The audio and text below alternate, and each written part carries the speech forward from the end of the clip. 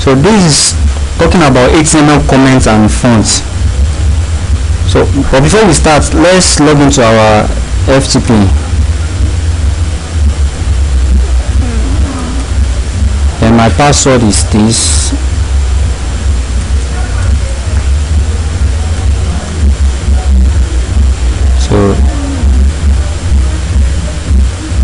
So let me go to my www directory.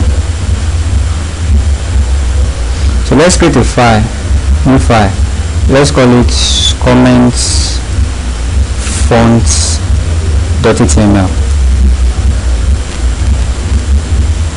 So right now, let's start with HTML comments. Comments are just pieces of code which is ignored by any browser, web browser. It is good practice to comment your code, especially in complex documents, to indicate section of a document and any other note to anyone looking for the code. Let's say, for example, now, normally when you write something, let's say you write a text, I want to go there. You may give it a syntax of bold. You may ask it to be bold. I believe in the previous example you already know what a bold means. You may ask it to bold. If you save this file now and we refresh it, we run it, we are going to discover that I want to go there is going to be bold. But let's now say we want to document our code. That normally this is what we did here now. Let's say for somebody that did not understand the HTML tag of bold, for somebody that did not understand what is implied, that is what this tag, what it implies, how are we going to document our code so that the person will be able to understand? And that is how we are commenting your code, where it comes in. So that's why we say that a comment are those pieces of code that is being ignored by the web browser. Your browser will ignore it, but anybody that you gave your source code, when the person view that your source code, they can be able to know that okay, this is a line that a browser will ignore, but they can be able to use that line to be able to understand what the real code means. So giving comments in HTML, when you want to comment in HTML, the first way you can comment in HTML is using this tag.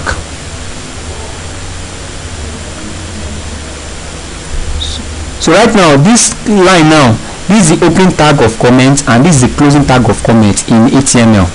So whatever you write inside this now is just going to be a comment, and it's going to as in what I mean is the browser is going to ignore it. So whatever you write here, the browser is going to ignore it. So let me just say the code below. What I mean by the code below is this code where I want to go there. The code below is a bold syntax. Let me run this code. Comment from the HTML. So let me go to my website. Comment.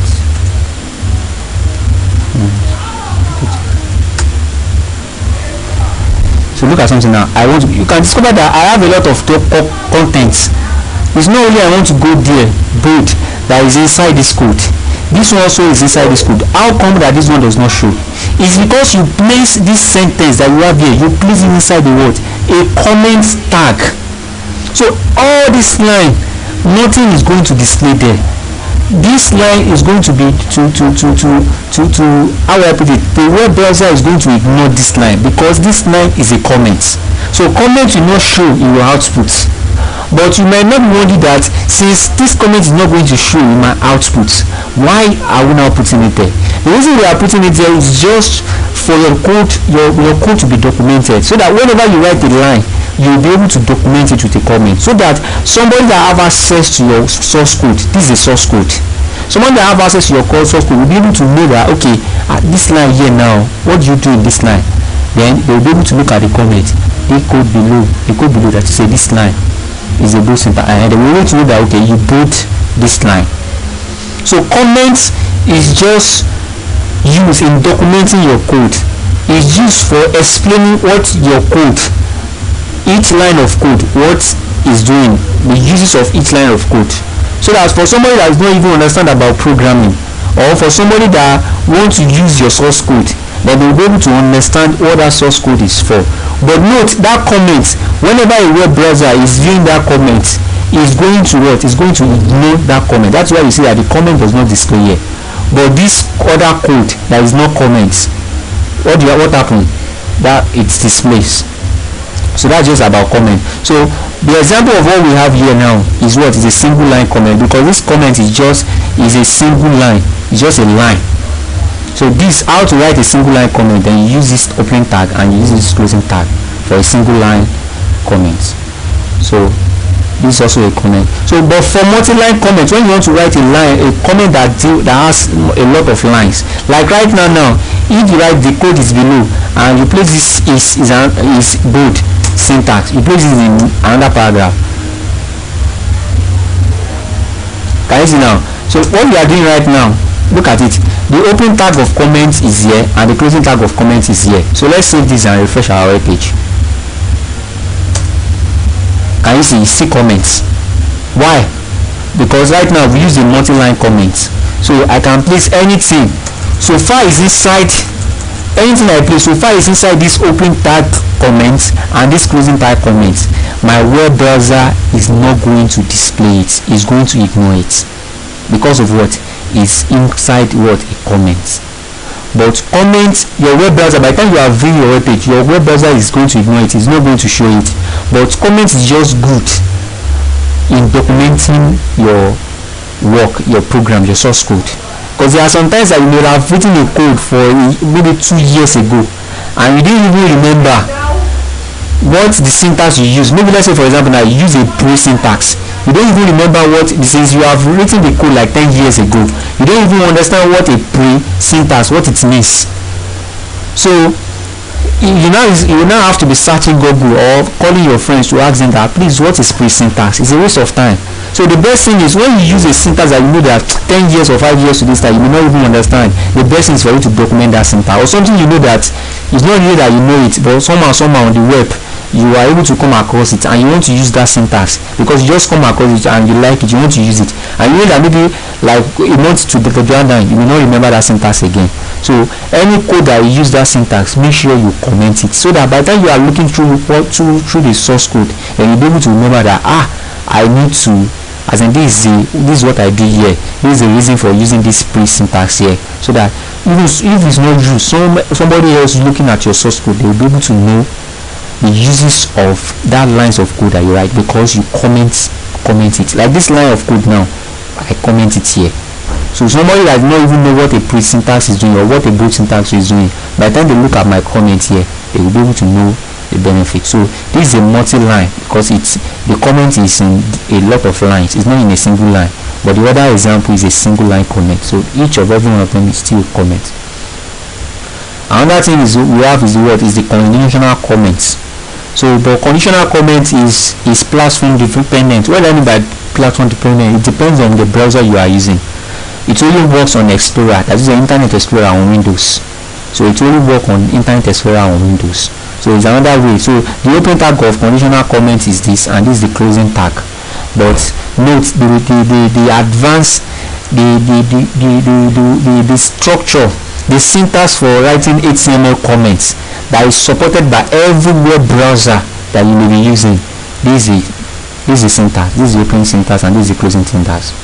But this one is really supported by Internet Explorer. So the best comment you should be using is this one, because this one is not platform, it's not dependent on browser. So you can try this example also and run it on Internet Explorer. So another thing that we have is this is also a comment. The comment this. So this is just the comment. So commenting in HTML, you make use of the. So every programming language has comments, but it's just that their syntax is what is different. But for HTML, the syntax for commenting, open tag is here and closing tag is here. So whatever is in between the open tag and the closing tag is your comment. So that's just about a comment. You can see all these things are what you comment them.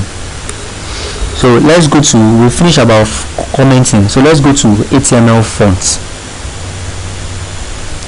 So font face and color depends entirely on the computer and browser that is being used to view your page, but the font tag is used to add styles. So the font tag is used for a lot of things.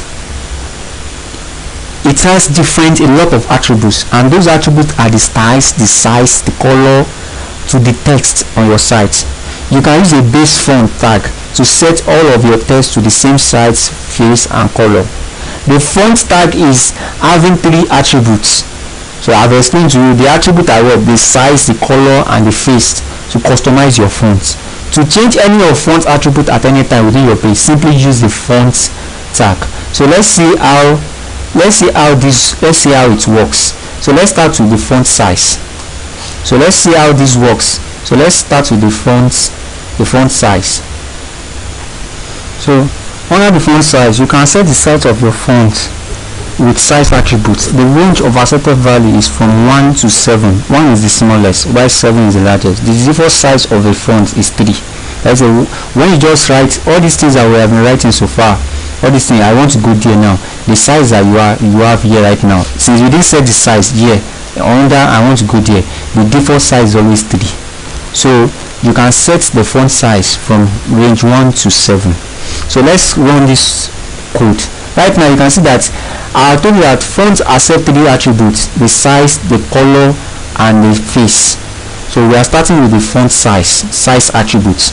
So it's possible that a single font tag may ask that 3 attributes on the same line, but right now this one that we have now only has 1 attribute, which is the size. So but this time around we are increasing the size, so that as we are increasing the size, you believe that this is the word that we want to give this property size 1. We want to give this fonts size 1, this fonts size 2, like that, up to this fonts size 7. So and this is the font opening tag and this is the font closing tag. It's just that in between the font opening tag there is an attribute size, and we give it this attribute to give it a value of 1. So let's copy this code and run it.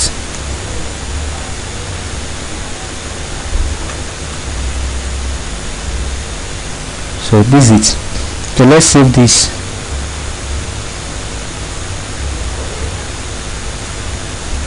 Let's refresh our web page. As now they have different in increase in size. The reason we use font size, but why is it that every one of them is written in a single line? I've told you that even though you use 1 million enter on the keyboard and you save and you refresh, you will discover that the enter will not work. But if you want all these things to be in different paragraph, what will you use? You use paragraph papi syntax, or use a break line. So from one element here to another one, you use a break line. So that means you are not going to be on a straight line. But the reason we are on a straight line right now, when we are talking about the formatting text, is the reason we are on a straight line right now is because of we did not make use. The reason they are making use of they are on the same straight line is just because of we did not use whether a paragraph or a break line. So but just note, if you don't want them to be in a single line like this, you have to use a paragraph or a break line. So that means you have to start with this with open paragraph, closing paragraph, open paragraph, closing paragraph, like that, up to the last one. But what we just use is normal enter on the keyboard, and normal enter on the keyboard does not really count. If you place 1 million enter and you save, you are still going to have them on the straight line like this. So just remember. So right now, but the reason they are having these fonts, this is the text that we want to give the property. Fonts is a text. Font. This is text. So this font now we want to give it a size of what? 1. That's why you have size 1. Then the second font here now we want to give it size 2, and that's why you see that they are increasing up to what? Size 7. This size 7 is the largest. That's why they say that it starts from the range of size 1 to size 7. So that's about font size. So another attribute that we have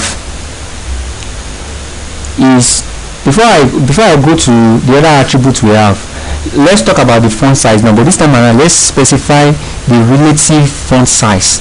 Right now, what I did right now is I just name it 1 to 7, the value of every font size. But this time around, let's do another thing. Normally, size can have 1 to 100. 1 to 7. 7 is the maximum of size. But it's possible that you want to use a relative font size. That's what we refer to as relative font size. You can specify how many size larger or how many size smaller than the preset font size should be. What is remember in the previous explanation that I make, I said the previous, that is the default font size is always 3. It's 3. So that means if you write any text and you didn't put in HTML, if you write any text, let's say you write any text and you didn't put a font size on this text, the text will automatically be given a font size of what? Of 3. That's the preset or the default font size. But it's not possible for you to want to have a relative font size. That's say when you say something relative, that is something is the relation between something to other thing. So when you say relative font size, it means the relation between your font size, the one you want to set now, to the what? To the preset font size. That is to the default font size. So what is the preset or the default font size? Is 3. You know that. So if you say font size, we put -1 here now, then we know that this font will have what? It will have 2. Why? Because normal preset font size is what? Is 3. So if you use size -1, as when you use size 1, it is still going to give it what? A font size of 1, like this example that we did. But anytime they use minus or positive or negative, then they are trying to talk about, whenever they use positive or negative, they are trying to talk about the relative font size. But if they use 1 to 7, then that means they are talking about what? 1 to 7. That means what are they talking? They are just talking about normal font size. But whenever they use minus or plus, then they are talking about a relative to what? To the default font size. So if they use -1 now, then what are they saying? They are saying that this font will have what? A font size of what? Of 2. Why? Because 3 minus 1 will give you a font size of 2. If they say +1, meaning this font will have a size of what? Of 4, because the default font size is what? Is 3. Then +1 will now be 4. +2 will be what? 3 plus 2, that's 5. +3, this one will have 3 plus 3, that's 6. +4, 3 plus 4 will be 7. So you can see that there is nothing like +5. There can't be +5, because if it's +5, 5 plus 3 will give you 8. And I told you that a font size cannot be, it's between the range of 1 to 7.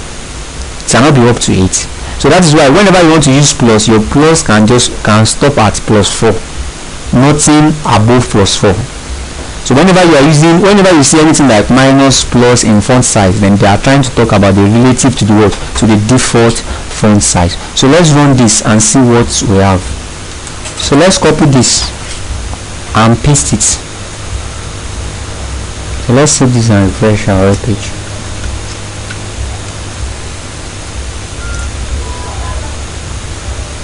Can you see now? So this will give you 7. You see that it's the same thing as when we use 7 the other time. You see that the size is the same thing as when you use 7 the other time. It's because of what? They use +4. Normally you may be wondering that this is 4. It's not font size 4. They use +4. And I've told you, whenever you see plus or minus, it means a what? A relative font size. So automatically this +4 is equivalent to what? Is equivalent to 7. Because they are using relative font size, and the font size of the default font size is 3. So 3 plus 4 will give you 7. So that means this one is going to have what? Font 7, and that's why you see that it has the same size as 7. So let's go to the next.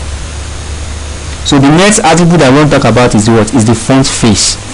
And in your normal layman language, another name for font face is what? Is font. They say font, but it's really font face. Like in Microsoft Word, when you are working with your Microsoft Word, you can give something a monotype, you can give it a font of Times New Roman, you can give it a font of Area Black, a font of monotype Cursiva, different fonts. So you can also do the same thing. You can set fonts like that, like the way you do it in Microsoft Word. You can also set font for a text in HTML. And that's when you introduce what? The attribute of what? Of face. And that's why you introduce what? The attribute of what? Of face. So let's copy this and let's run this code. Let's copy this. So let's paste it.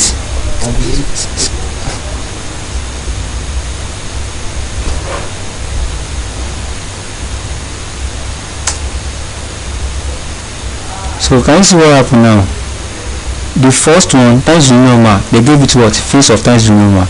You can see the font. You can see that the font of this one the front face is different from this one, and it's different, this one is different from this one. It's because they have different front size, different front face. You can see that they have a face. That's why I told you that this front tag can have all its three attributes. So this front tag now, it has a face of times the Roman, and it also has what? Size of 5. So right now, whenever you use front tag, then you can set the face, you can also set the size, you can also set the color. So if I want times the Roman to have a color also, I will just include the color attribute. I will include it here. Is equals to whatever the color is, I will input it here. So like the previous example that we did is only fonts, we only make use of the size attributes, but it's possible you make use of all the 3 attributes of fonts. But right now we only make use of 2 attributes in this example. We make use of the face and we make use of the size. The size for all the things that we have here is 5, but it's only their font face that is different. The time is remember the bandana. I can also give you area black area. So that's just about fonts. That's about font face. So you can also have the specifying alternative font face. A visitor will only be able to see your fonts if they have that font already installed on your computer. What do we mean by this? All these fonts that we are talking about, the Times New Roman, the Vanama, the Comic Sans, the Wide West, and the Bedrock, the user can only see it if this font is already present in my system. Let's say for example now, let's say I didn't have Times New Roman, I don't have Vandana. If the system, by the time I'm running this page now, if Times New Roman and Vandana is not already present on my system, that is, the font is not already installed on my system, automatically the font that will come out here will just be a default font, the default fonts for normal text. And I believe you know how a default normal text looks like. But right now it's because I have all these fonts already installed on my system. Normally when you install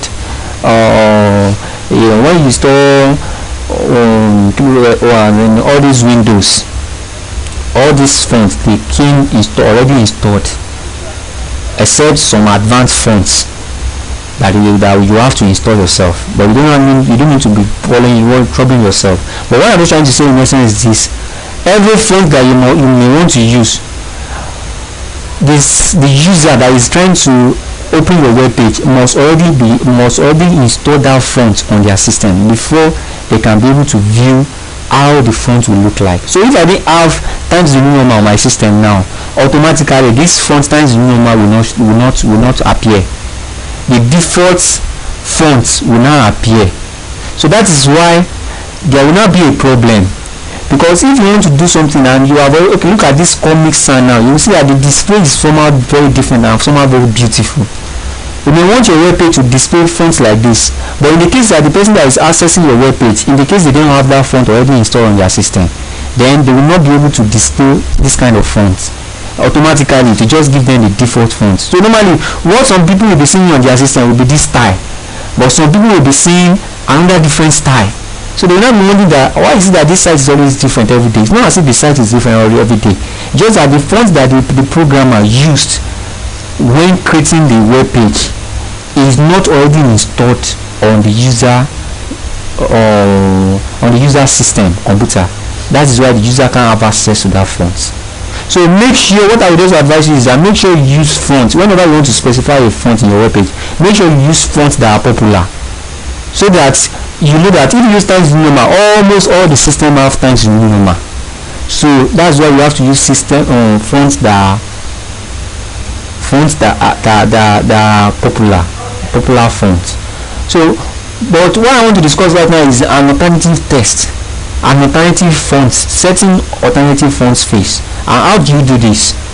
In case one is not available, use one. So let's see an example. Let's run this example so that I will explain to you.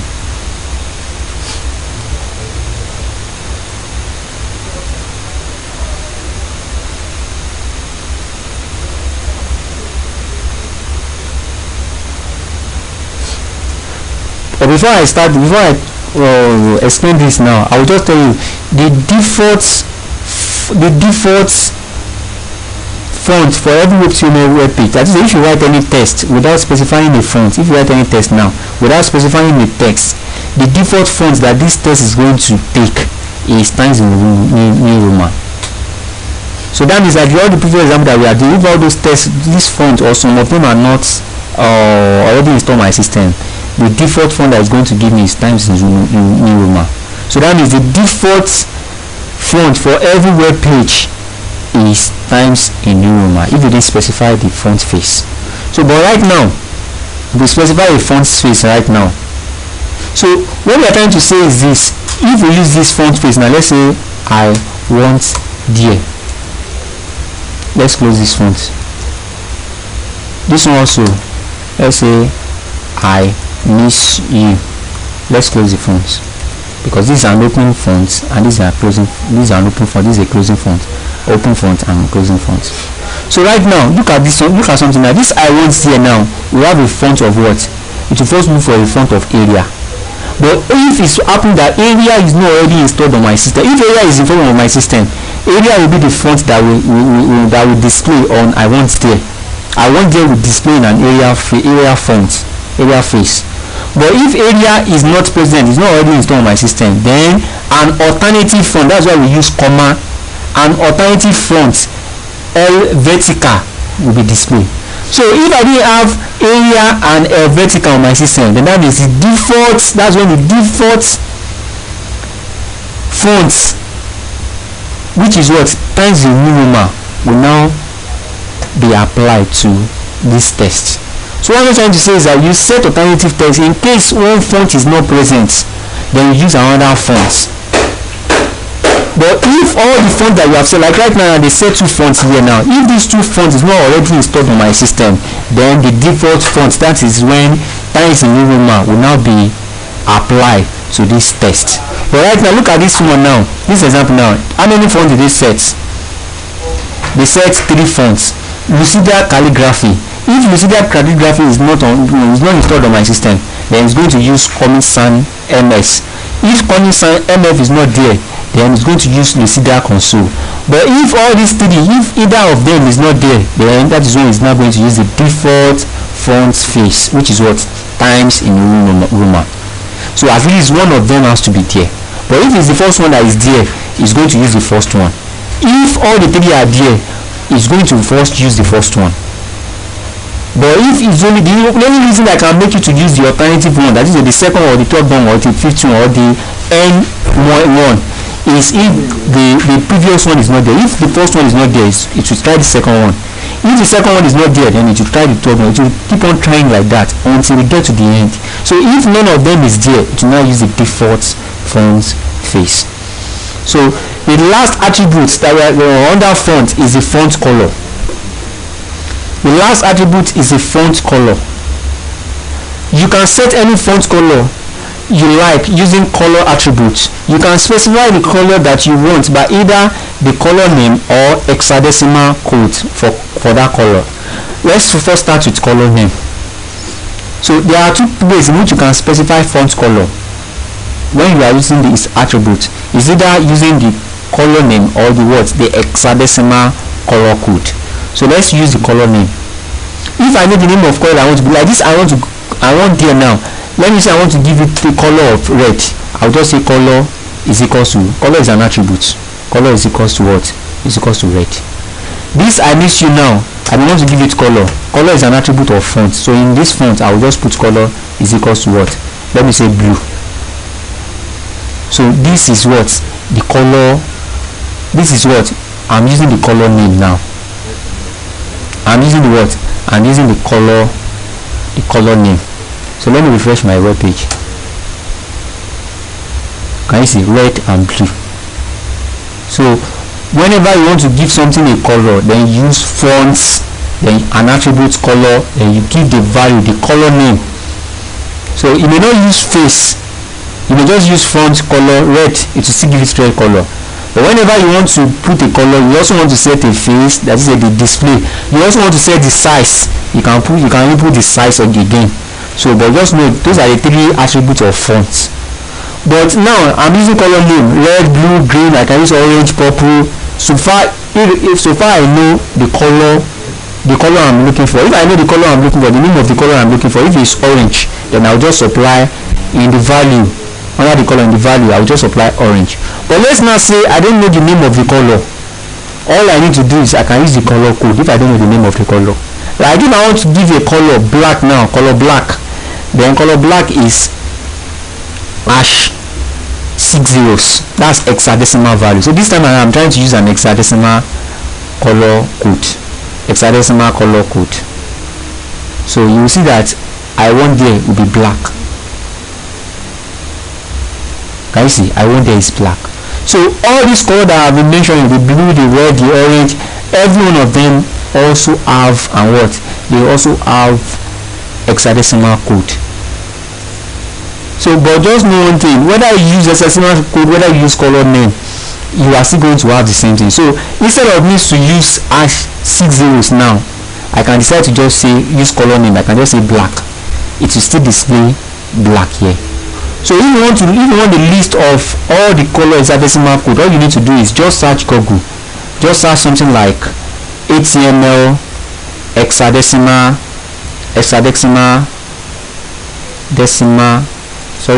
HTML hexadecimal color.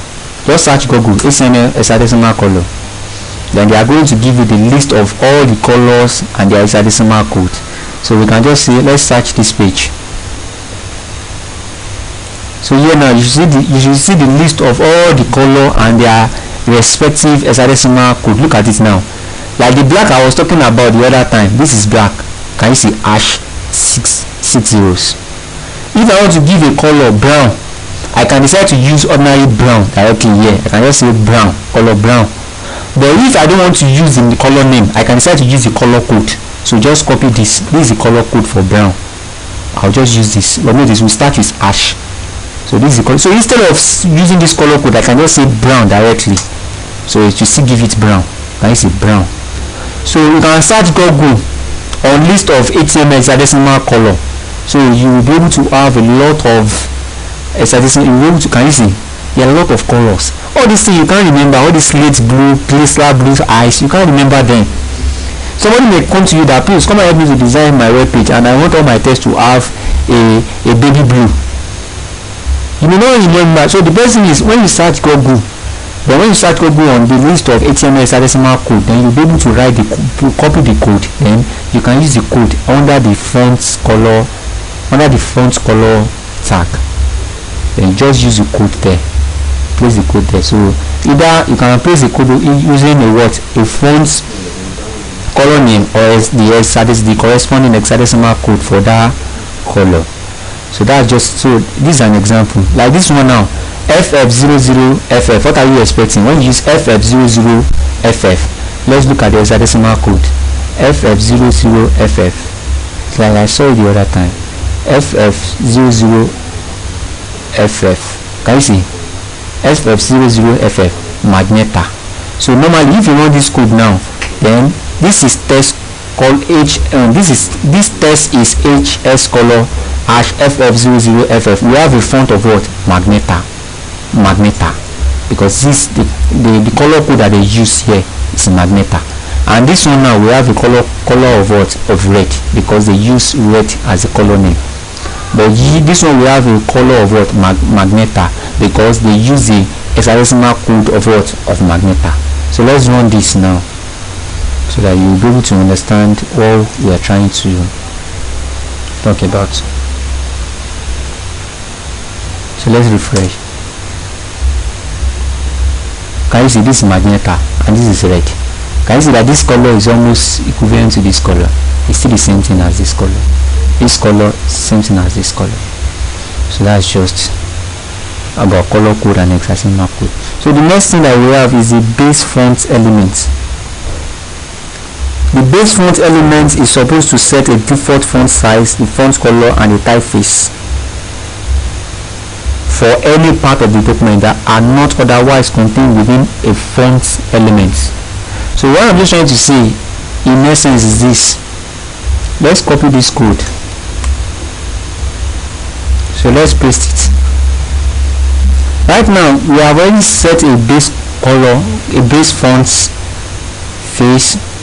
A base font is just the same thing as font tag, but the difference is just that this time around we don't need to be writing font style, font size, font color, font clinical for all the text we want to use. Like the other one that we are doing, whenever I want to go there and I love replace them inside the different fonts, it's a waste of time. So if we use base fonts, then we just specify the base one, we just specify the face. We look at this face now, they make use of what? Alternative. That's why they use comma. If there is no area, then there must be Fadana. If there is no Fadana, then there must be sans serif. If there is no these three, if they didn't exist on my system, then that's when you use times new room. I've already explained that. So right now, this font, face, area, banana, now Kinikon. So all this face now, then the size is 2 and the color is FF0000. So now all this thing now, this is the page default font. Example of all these things that we are seeing here now. Everything here now is going to have a font face of this, size of 2 and color of this. Because of what? They are not placed inside the font tag again. Since you have used the base font up here, everything is going to, everything that you now write, every content that you write throughout your web page, throughout is going to be using this word font. But whenever you want to change it, let's say now all these things now, after I read this one now, all these things now, they are not inside the font tag. They will have the value for what you place for this base font. They will have the same face, they will have the size, they will have the color of what you place in base font. But now look at it now, in this line now they specify another font. So that means here is some dark gray will not share the same property as this face. This sentence now will not share the same property as this face. Why? Because this sentence has been placed in its own font, but this sentence will share the same property as this one. Why? Because this sentence is not placed inside any font tag again. So since you have used base font up and this thing is not placed inside fonts, as it is not placed inside a font tag again, is now going to share this property of face font. So if I write anything now after this, now if I write anything, if I keep on writing anything, so all these things, they are going to have the same property as what I place inside my base font. But this one will be different because you have changed the base, you have set it to font, its font. That means you have given this one a unique font. So this one is going to have a property that you set here, and this one also is going to have the property that you set here. But all this now that I'm writing now, even if I write anything after this one again, all this one now, since they are not present inside a font tag again, they are going to share the same property as what? A base font. So that's just the usefulness of a base font. So for the test of theory, just go through this write-up so that you have the theoretical knowledge about all we are trying to talk about. Thank you.